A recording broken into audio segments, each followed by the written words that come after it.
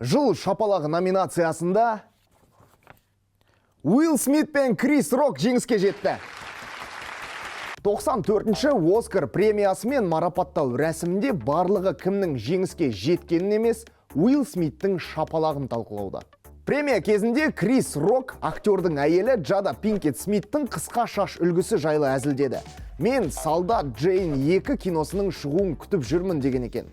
Уиллға жұбайы жайлы әзіл ұнамағалы соншалықты орнынан тұрып, жүргізушіні шапалақпен тартып жіберді. Джада Пинкет Смит жақында ғана өзінің аллопеция ауруына шалдыққанын айтқан болатын. Шаш түсуіне байланысты дерт. Қазір барлығында бір ғана сұрақ. Уиллдің бұл қылығы шынайы ма, әлде Оскар ұйымдастырушылары осылайша премияға көпшіліктің назарын аударғысы келді ме? Десе де, Уиллдің актерлік шеберлігіне күмән жоқ. Жайдан жай ең үздік актер жүлдесін алмайды ғой.